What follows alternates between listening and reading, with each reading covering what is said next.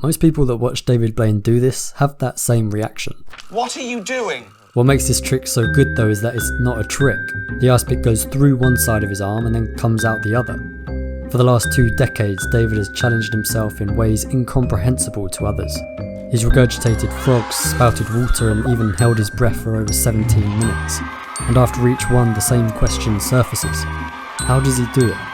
Well, let's find out.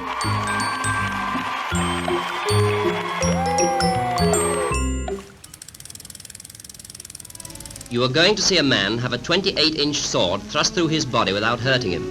This is no fake, neither is it a miracle.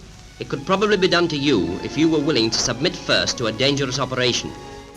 Mirin Dajo learnt this trick back in the 1940s. Years ago, Indian mystics showed Dajo how swords could be pushed through their bodies without causing injury, and they persuaded him to let them experiment. A thin round sword was pushed through his skin between the ribs low on the left side. This would hurt, but Dajo had probably been hypnotized. There must have been some loss of blood too. By careful manipulation of the sword, it could be worked further into the body so that the point missed most of the vital organs.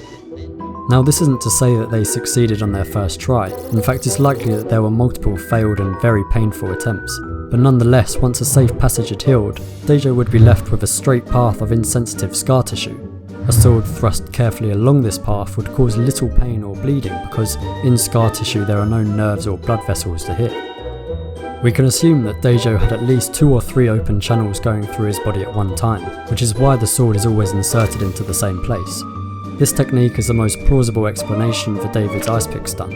Just like Dajo, David experiences no pain or bleeding, except when Joe Rogan pushed it into the wrong place.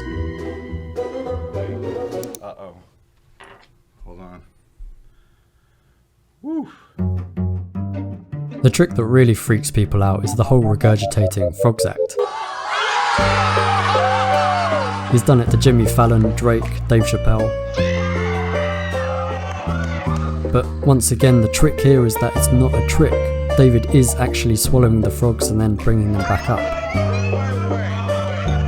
Regurgitation is an unusual act to say the least. It was performed famously by Mac Norton, who is better known as the human aquarium, as he would regurgitate fish, frogs and even turtles. In order to replicate this trick, first David had to be able to spout water. Water spouting is where you drink large amounts of fluid and regurgitate it in a controlled manner. It's been around since the 17th century but was revived by Haji Ali in the vaudeville era. Ali took it one step further though by swallowing kerosene on top of the water. He would spit out the kerosene to start a fire and then extinguish said fire with the water.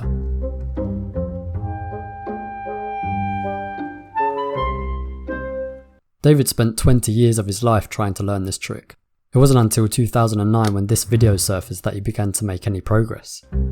After years of searching for him, they finally found the man in the video and organised to meet him.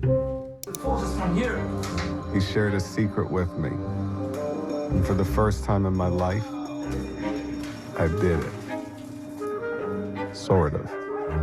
Now, swallowing liquids is a whole lot easier than swallowing live frogs. In order to do that, regurgitators have to learn how to voluntarily open their upper esophageal sphincter. Practicing with small potatoes seemed to work for David.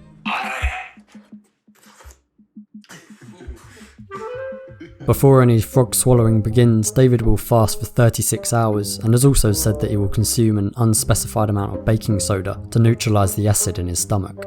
Sodium bicarbonate is a natural antacid.